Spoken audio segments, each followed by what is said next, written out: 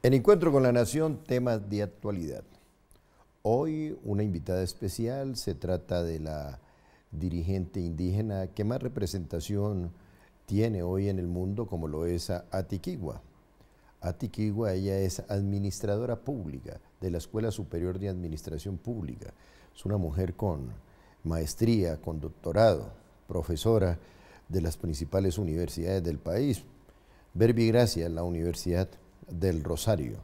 Nos acompaña también el doctor Horacio Gómez Aricizal. A propósito de nuestra invitada Atiquigua, la Confederación de Pueblos Indígenas para la Comunidad Andina de Naciones, que preside ese gran dirigente, comunicador social él y administrador logístico, Yodilandi Palechor Salazar, ya le ha lanzado como la candidata de los, no solamente de los indígenas, sino de aquellos pueblos que necesitan representación de sus naciones, como ellos lo denominan, de sus naciones en las más altas esferas del país.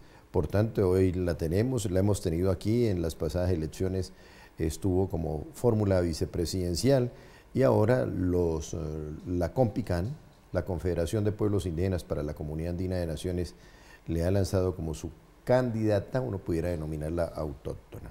Y otro tema, el nuevo liberalismo. Le voy a preguntar al doctor Horacio qué sucede con un partido donde sus ministros fueron vilmente asesinados. Luis Carlos Galán Sarmiento, que había sido ministro de Educación, pero bueno, luego era candidato a la presidencia de la República. No dudamos de que iba a ser el presidente de la República. Le asesinaron a Rodrigo Lara Bonilla, siendo ministro de Justicia. Le asesinaron a Enrique Parejo González, hubo un atentado, siendo él embajador, no lo asesinaron, siendo él embajador. Lo buscaron por todo lado hasta que llegaron a un país de la cortina de hierro que se consideraba súper seguro, y también el asesinato de Enrique Lobo Mutra. Si esto no es una persecución, pues entonces, ¿qué es? ¿Qué es, por Dios? Y precisamente hoy más que nunca el pueblo colombiano clama porque le regresen la personería jurídica al nuevo liberalismo en cabeza de los dirigentes que son los esenciales en este movimiento, como el caso de Juan Manuel Galán Pachón. Claro que tienen un enemigo, oiga, increíble pero cierto, enemigo de que le regresen la personería jurídica al nuevo liberalismo, César Gaviria Trujillo, de no creer. Quien lo hizo presidente en un cementerio fue Juan Manuel Galán. Y ahora el que se opone a que le regresen la personería jurídica al nuevo liberalismo, increíble pero cierto, César Gaviria Trujillo fue presidente por una frase que pronunció en un cementerio Juan Manuel Galán Pachón, un niño, un joven. Las cosas cambian. No hay cuña que más apriete que la del mismo palo.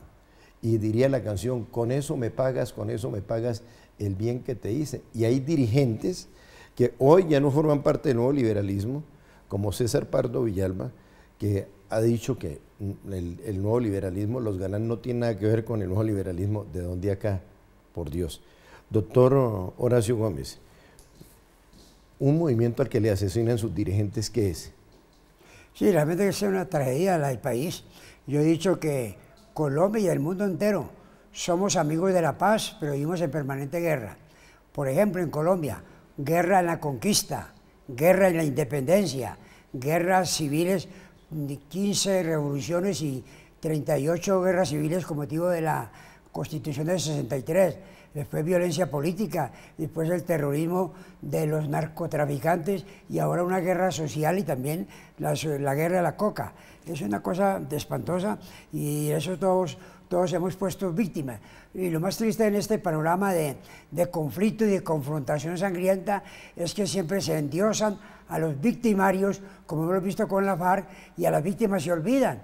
Los victimarios, los que masacraron, los que siguen secuestrando, los que no han entregado sus bienes para reparar a las víctimas, están de parlamentarios en puestos importantes, con prensa, con tribunas, con espacios de opinión, y en cambio las víctimas completamente ignoradas. Esto realmente es insólito y no tiene sentido.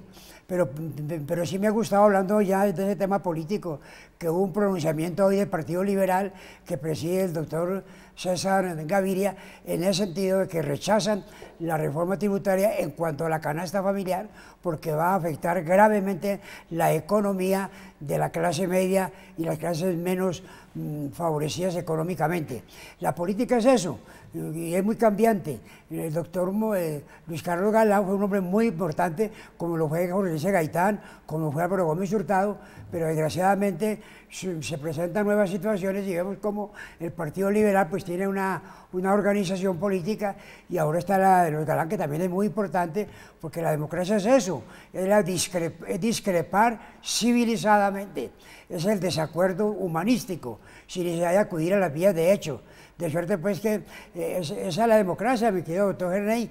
Hubo un momento que Luis Carlos Galán tuvo mucha fuerza, como la tuvo Gaitán, como la tuvo Álvaro Gómez Hurtado, y tantos que han sido víctimas de esta violencia que nunca termina. La candidata a la presidencia, ya apoyada por una de las organizaciones más importantes del continente, como es la Confederación de Pueblos Indígenas de la Comunidad Andina de Naciones, Atiquigua. Ati, usted que es una estudiosa de los temas políticos, ¿usted está de acuerdo con que se le regrese la personería jurídica al nuevo liberalismo, el movimiento que fundó ese gran hombre, Luis Carlos Galán Sarmiento?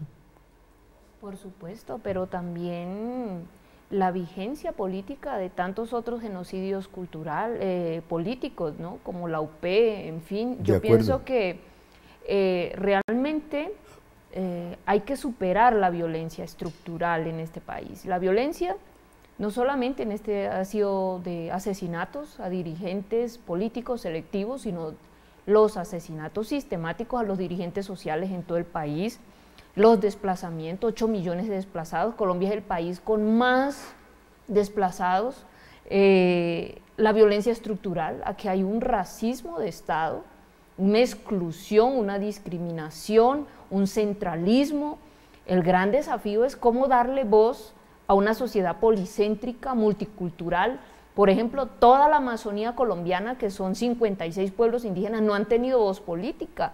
Las circunscripciones especiales para la paz, que se supone era para darle voz a las víctimas, se pusieron de acuerdo todos en no permitir que las víctimas tuvieran voz política. En el caso de la Amazonía colombiana ni siquiera se contempló la posibilidad, y estamos hablando territorialmente medio país, estamos hablando culturalmente de 56 pueblos indígenas, pero además la violencia es también simbólica y es cultural.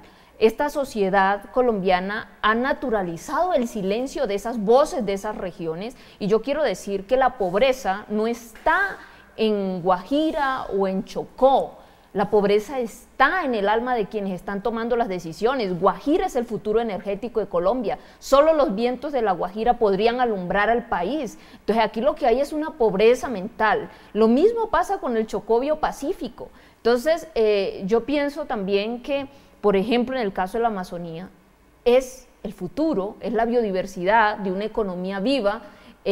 Cuando hablo con las mujeres indígenas, que son las que cuidan, por ejemplo, en la chagra, en sus fincas, la biodiversidad, no existe en su lengua el concepto ni siquiera de pobreza.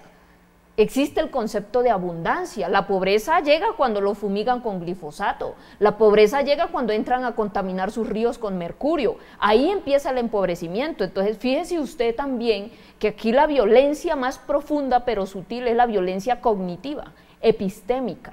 Y ahí el reto también del sistema de educación formal escolarizada. Yo soy solidaria con toda la movilización en defensa del derecho a la educación, pero creo que nos hace falta un movimiento pedagógico, un movimiento también que integre todo el tema cualitativo. Necesitamos nosotros propiciar un diálogo de saberes, tanto del nivel básico hasta los doctorados. Eso es muy importante para un país con tanta diversidad cultural. Yo estuve en Panamá en el foro de la CILAC promoviendo el diálogo intercientífico. Pare ahí, porque sobre ese tema vamos a hablar más adelante, luego de una pausa. Esa es Atiquigua.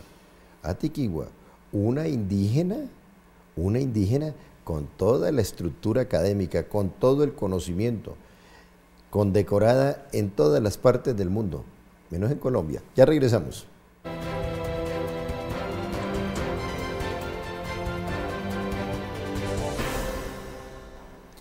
Me preguntaba el doctor Horacio, y bueno, ATI ha tenido conocimiento de la consolidación de, como en los grandes países, en los países desarrollados, de la auténtica Universidad del Ejército. La auténtica Universidad del Ejército ya es un hecho.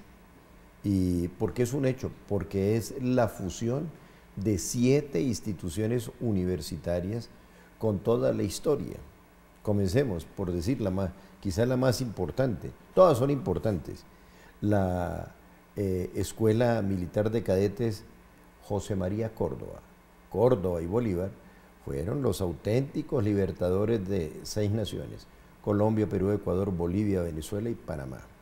Está la institución universitaria, la Escuela Militar de Suboficiales Inocencio Chincá, con su personería jurídica, por supuesto, del Ministerio de Educación. Está la líder y la que ha gestado el desarrollo de la administración logística, no solamente en Colombia, sino en esta parte del continente, la Escuela Logística. Además está el centro, que es una institución universitaria, está el Centro de Educación Militar, está la Escuela de Ingenieros y, por supuesto, también está la Escuela de Comunicaciones. Pues se han fusionado estas instituciones universitarias, estas IES de Institución de Educación Superior, y han creado la gran Universidad del Ejército. Universidad del Ejército. Tiene las siguientes características. En materia de empleabilidad, 99.9% terminan sus estudios y tienen empleo. En materia de intercambio internacional, al año, 1.800 colombianos van al exterior e igualmente 1.800 extranjeros vienen aquí a prepararse. De modo que, y es una institución concebida para el respeto de los derechos humanos, para construir nación, para implementar la sociología de la paz. Me preguntaba el doctor Horacio que cómo estaba integrada. Ya le he dado respuesta no solamente al doctor Horacio, pero sino a todos los lo felicito porque realmente el problema de cualquier país del mundo, no solamente los subdesarrollados como somos nosotros los tercermundistas, es el tema de la educación. Una vez le preguntó un califa a un sabio, le hizo la siguiente pregunta: voy a asumir el gobierno de mi pueblo, ¿qué consejo me da para ejecutar? Y le digo: si quiere un proyecto de gobierno para un mes, siembre un jardín. Si quiere un proyecto de gobierno para un año, crea hospitales y vías de comunicación y infraestructura. Pero si quiere un programa para un siglo, eduque a un pueblo. La educación es el principio fundamental. Y quería comentarle a la distinguida indígena, que me parece muy bien todo lo que ella ha dicho. Atiquigua. Ella, una líder muy destacada, pero también hay que manifestar lo siguiente. Colombia hace 20 años ya tenía realmente completamente olvidado a la población aborigen.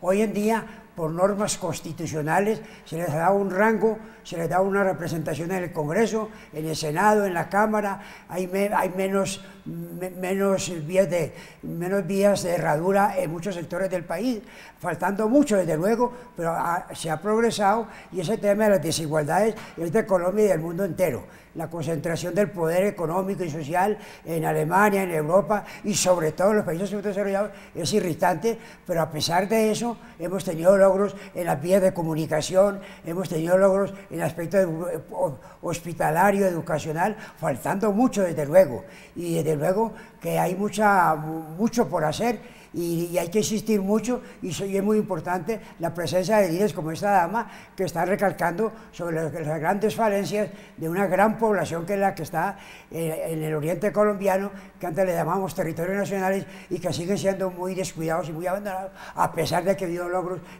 Tienen ya departamento, tienen gobernadores, tienen diputados, tienen concejales, hemos tenido gobernadores indígenas en el Cauca, tenemos senadores indígenas, ha habido pues unos avances en comparación a lo que sucedía hace 20 años o más. Muy bien, pero mire, doctora Atiquigua, rápidamente, usted, título de pregrado, ¿cuál es el que usted tiene? Yo soy administradora pública y tengo que... ¿De qué universidad? De la Escuela Superior de Administración Títulos Pública. de posgrados. Magíster en Gobierno y Políticas Públicas con la Universidad de Columbia. ¿Y el doctorado en qué va? En una tesis muy interesante. Mi tesis doctoral tiene que ver con la protección de los conocimientos ancestrales. Pero pare, vamos a hablar de los conocimientos ancestrales, pero mire, él habla de senadores, él habla de gobernadores. Oiga, pero yo veo cierto machismo, bueno, en un documento que publicó la Confederación de Pueblos Indígenas para la Comunidad Andina de Naciones, que se denomina Liderazgo Indígena. Oiga, las mujeres, ¿por dónde están? Si yo veo mujeres preparándose con pregrado, con especialización, con maestría, con doctorado, como el caso suyo, pero yo lo que noto ahí es un machismo en los indígenas, ¿o no? Bueno, primero quisiera retomar lo que él plantea y decirle que el discurso del progreso y el discurso del desarrollo surge después de la Segunda Guerra Mundial y básicamente legitima que hay unos pueblos subdesarrollados. Yo no comparto esta postura, por eso creo que es valioso reconocer que los pueblos indígenas tienen sus planes de vida. En el caso de la sierra hablamos del Seinzari, porque siempre en nombre del desarrollo es una autodestrucción. Por ejemplo, Cerro Matoso, en nombre del desarrollo, 3 empresas británicas se beben 17 millones de metros cúbicos diarios de agua y están matando a los niños de sed. Esa es la geopolítica de la sed y el hambre. Repítame ese dato que es importante. 17 millones de metros cúbicos diarios aproximadamente se gastan 3 empresas británicas mientras los niños wayú mueren de hambre. Las mujeres indígenas caminan 2 y 3 días por un poco de agua, claman por la libertad del río Bruno y el Estado no está para garantizar la protección a esos niños, a esas mujeres, sino para garantizar la protección a los intereses de 3 corporaciones. Por eso yo no puedo ponerme de acuerdo en que este es el futuro del país. Estuve también en La Jagua, estuve también visitando Cerro Matoso. El extractivismo ha sido la base de la esclavitud de África y será la servidumbre de América si nosotros no nos damos cuenta, desde que empezaron aquí hace 500 años, con la extracción del oro, después la plata en Potosí. ¿Qué ha dejado el extractivismo? La extracción ha dejado enfermedad, el oro, el aluvión, esto lo sabe la Asociación Colombiana de Salud Pública, esto lo sabe también la Academia de Medicina e Historia. Entonces, ¿qué es el extractivismo?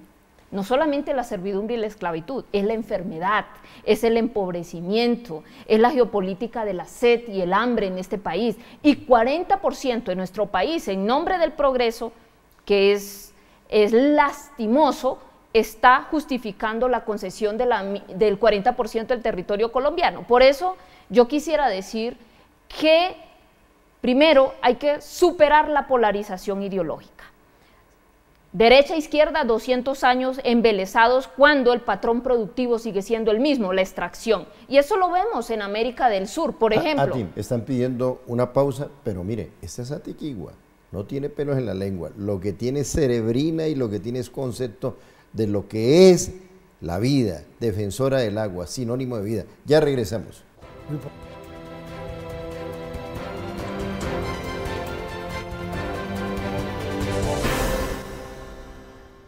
Bueno, pero mire, Ati, yo que hay magistradas como Ana Manuela Ochoa, hay magistradas como Belkis Izquierdo, usted juega un rol muy importante en el proceso de concienciación a nivel no solamente nacional e internacional, pero la misma pregunta.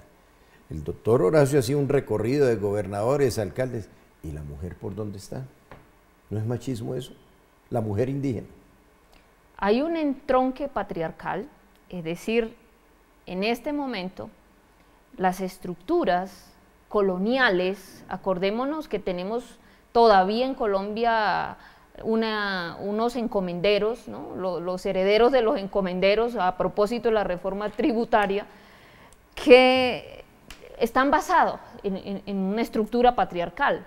pero esto con los machismos indígenas viene estrangulando la voz de la mujer indígena. Así que para mí sobrevivir, ¿no?, biológica, cultural, políticamente, hacerme elegir concejal, ha sido también una apuesta con un horizonte transformativo de largo aliento, porque creo que la mujer indígena transmite la lengua, la mujer indígena cuida la biodiversidad, la mujer indígena, el primer grito de independencia fue de Ana Caona y de miles de voces que están siendo silenciadas en los territorios donde se libra la verdadera lucha por la vida empieza en el fogón. Oiga, y la fotografía que no se me puede olvidar, la mujer indígena carga con sus hijitos. Entonces, si miramos la economía de subsistencia de los pueblos indígenas, está en manos de la mujer indígena, la transmisión de la lengua, a propósito el otro año es el Año Internacional de las Lenguas Indígenas, y quiero decirle a la sociedad colombiana que no naturalicemos el silencio de las mujeres indígenas, los funcionarios que van a los territorios indígenas y que ni siquiera extrañan la presencia de la mujer indígena, ¿dónde está la voz de la mujer indígena? Y que muchas veces dicen, no me meto porque eso es cultural que la mujer, pues no señor, esos son machismos aprendidos que creo que es necesario superar, por eso para mí es un reto que por primera vez en la historia de este país podamos tener voz política y venimos construyendo una voz colectiva y una agenda emergente que prioriza, por ejemplo, el de la defensa de la biodiversidad. Me parece muy importante su voz, pero usted mismo, los indígenas están divididos.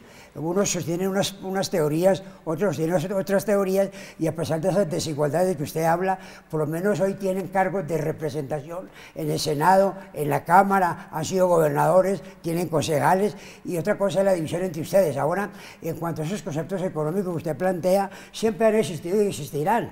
El concepto burgués, el concepto social, el concepto comunista, el concepto de los indígenas, el concepto de las derechas respecto a las explotaciones, respecto al aprovechamiento de las tierras. Son temas realmente complejos, pero no se puede negar que han tenido muchos avances, muchos logros, y que por esa misma circunstancia de democracia en que surgen los movimientos indígenas también hay discrepancias entre ustedes, y yo pienso que eso el derecho a la libre expresión, el derecho a la libre a manifestar su propio pensamiento, y de todas maneras esa lucha seguirá, y esa es la democracia. Pero mira, estamos hablando de 34 millones de hectáreas de selvas, de la civilización de la selva, de las montañas. Por ejemplo, la Sierra Nevada de Santa Marta es un símbolo cultural para el Caribe. El Caribe no es la RAP que discuten en el Congreso de la República, con mucho respeto, si no se incluyen los ecosistemas culturales, si no se incluye una visión del mundo.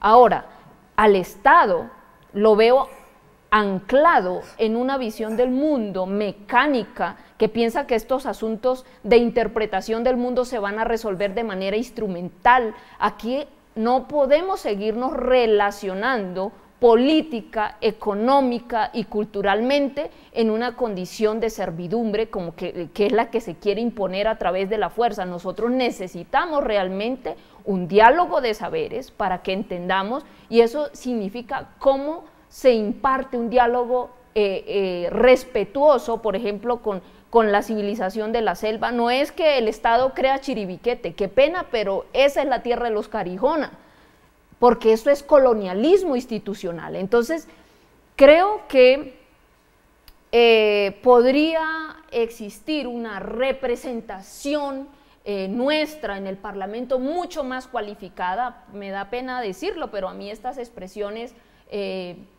son muy diferentes, somos culturas diversas. La categoría indígena es una categoría demasiado abstracta, demasiado amplia. Por ejemplo, la visión del mundo de la sierra es particular, sus planes de vida, pero los de la selva. Doctora, entonces no es división, sino son culturas. Usted habla de unas culturas, pero también hay otra cultura, la cultura de la gente urbana, la cultura de otras regiones, la cultura de otros sectores geopolíticos, y la democracia es la democracia de la mayoría, ¿no? Y lo que ustedes están pidiendo es unos derechos que de luego hay que reconocerlos, pero sin descuidar que hay derechos de otras 50, 80 o 90 regiones colombianas. Un país es una sumatoria de regiones. Perdón, Nati. Sobre eso quiero decir lo siguiente. Colombia es un país de regiones. Y como es un país de regiones, en la parte Caribe está la presencia indígena. En la parte de la Orinoquía, Amazonía, está la presencia indígena. En la parte andina está la presencia indígena. Y en la parte del Pacífico está la presencia indígena. Todo ese recorrido pues, nos lleva a que los indígenas son la parte vinculante, la parte integradora de un Estado-nación como Colombia. Bueno, yo también tuve la oportunidad, y muchas gracias a todos los ciudadanos de la capital que me eligieron como su concejal para dejarle a Bogotá una política pública del agua, un plan distrital del agua. El agua nos calma la sed sin distingo de ideologías, de estratos sociales, es la base. Esa bandera de Petro. Me da pena, es mi trabajo. Petro se lo apropió, que es otra cosa. ¿Ah, sí? Y tiene una perspectiva de plantearle a este país una red de hábitat urbanos y rurales basados en el ordenamiento hidrográfico, es decir, el ciclo del agua como base de la organización de nuestros hábitats. Estamos hablando de temas que nos competen a todos, entonces no podemos encasillar lo indígena a un asunto tribal. Lo indígena es una categoría política, conceptual, epistémica, ontológica, que hoy por hoy, por ejemplo, el 80% de la biodiversidad del mundo está en nuestros territorios. Eso corresponde a nuestros planes de vida. Tenemos una lucha contra la homogeneización de frente y consideramos fundamentalmente, por ejemplo, si hablamos de los intereses de las farmacéuticas, el 52% de sus intereses están en nuestra biodiversidad. Aquí hay temas de fondo que nos atañen a todos. Entonces yo considero que sería muy interesante poder trascender la perspectiva que hay sobre la visión y dejar en perspectiva Colombia con sentido. Ya, un perfecto. país basado en... el tiempo se nos vino encima, pero a propósito de lo que usted decía, el general Fajardo Hernández, que tiene que ver con la Media Colombia, en una reunión este mes le pidió a los indígenas que querían dialogar, porque él es un hombre de concertación, y dijo, ¿y dónde está la presencia de la mujer indígena? El general Adelmo Orlando Fajardo Hernández, punto 1, punto 2, ya para finalizar. El primer foro por Colombia, que se va a realizar el 28 de enero en la Caja de Compensación de Cundinamarca, va a contar con la presencia de la Fogosa, de la dinámica Atiquigua, de modo que vamos a tener ahí un excelente foro donde la mujer indígena, la mujer colombiana, tendrá presencia. Que Dios les bendiga.